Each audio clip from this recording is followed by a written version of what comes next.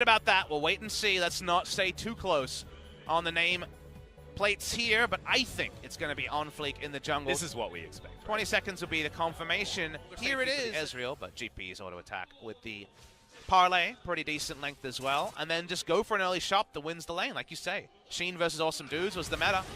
All right, mid lane. Disdain's going to come in. Is Clid even needed here as Dove's going to get hit by the corrosive charge, and that may be the end. The flash forward, the audacious charge, and first blood for SKT. And the timings are so close. Last two auto attacks, getting a damage amp can be very consequential. Faker the only thing close to a tank as well on the enemy side, as Teddy's going to get ignited. Whirling Death is going to be available, but the standard side does not hit Teddy, and OnFleek doesn't find the counter-strike. He's still waiting, but the play is there once again, and OnFleek going to pick up that kill as now Clid. With the ultimate running, OnFleek is in trouble. Leap Strike going to get him to relative safety, and there it is! Adoration stacks for Ghost come through as Marta gets taken down, and Joker. Things can change oh so quickly in the bot lane when 9 minutes of farming cashes out. Didn't quite see the gold number, but I bet it was big. As topside, already Summit, pre-items being purchased, having a happy time. Yeah, jumping forward, looks for it. Does he find the second shot of the ult? Yes, he does! That is the perfect execution that we wanted, and Summit will get out. And it means all of this poke coming in from the Ezreal is going to basically mean nothing if they're standing in a minion wave. And Ghost should be able to just go one after the other, take down the creeps, and then start trying to smack down these turrets. Turret plating still is going to be up for another 3.5 minutes, and Sandbox want to try and push. Eats the whole shield there with that Q. That did register. Dr. also helping the top side. Is on Fleek going to meet Clid. Yep, but Summit is right on over here. Uses the first charge of the ultimate very, very early as he dives right in. But Clid has the ult running and therefore is not going to take any damage from that second shot. And Summit looks damn silly as his jungler gets taken down. Both. Nope. And this tower is going to go down. So first turret is going to go over to Sandbox. Summit making his way back towards topside, teleport in hand, but doesn't need it in order to get there. So Teddy helps out, Marta there as well, but they lose the turret in trade for this Rift Herald. So Cloud Drake are freebies for Sandbox. Yeah. And now Summit down towards the bottom side, freely split pushing, does have on Fleek there, standard side barely missing Teddy. As he tries to get some trade damage in, but just hits a shield and isn't able to get rid of that either. Not often that Ezreal force that you were talking about, Cinderhulk, was completed first, so no Warrior Enchant or the Devourer coming in from OnFleek.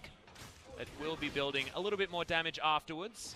Unless he goes for the Black Cleaver, could actually just decide to go for something like that. A little bit more Malrong out of the way of things as the Lantern is taken, and Marta is going to be okay. Sandbox actually playing this one very reserved. As there's the flash in, Marta gets them both under the turret as Ghost still trying to get the auto attacks. Can Clid take him down? The answer is yes. As Joker goes into his stopwatch, Teddy free hitting on the backline, unable to get rid of the Thrasher's Summit, dives on forward and Sandbox answer back. OnFleek, dangerous as Summit does find Clid. Some extra damage is there as OnFleek. He's on the Dragon and Summit. A little bit off the page when it comes to what Sandbox wanted to do. Seemed like he was all about zoning. Could be a 50-50. Yep, and it is going to go over to OnFleek this time, but the fight has now broken out. Joker going to get smacked down. It's the coaching staff. Put it plainly of, what are you fighting for? Remember that at all times so you don't make mistakes. We're fighting for supremacy here. That's a visual bug. That's a really weird visual bug as well as the gravity field comes in, but Khan now finds himself in amongst 3 members, but flashes at the perfect time. The ultimate not going to get in there, but Jump knocks everyone up, and the first kill's going to go. The second, both solo laners eradicated from Summoner's Rift. What tools are left for SKT right now? They don't even have a true shot barrage. Yep, this is a Baron that is certainly just going to go down. Joker just making sure no one comes in, and Ghost doing so much damage to this one.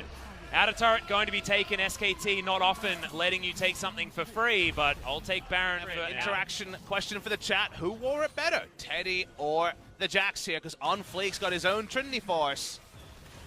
It'll be so interesting to see how these team fights play out. Counter-Strike, as we know, it's a big zoning tool. Maybe you don't need a zoning tool. Yep, Faker is almost dead here as the gravity field is trying to zone, but he flashes way too late. Chaos Storm for a lot of damage, but he's just dead. And yes, they got some health bars, but 2 kills going over to Sandbox, and they've got the Baron. They can continue pushing. Teddy snapped back. And more importantly, Khan did as well on this 8,000. We're about the same, Atlas. Irony upon irony, this is the gold lead that Griffin had. There's still a super play from SKT, but they're looking few and far between as it's a summoner spell atrocity to keep these team fights not just complete wipes. Yeah, and look at the amount of health Ghost gets back from these auto attacks.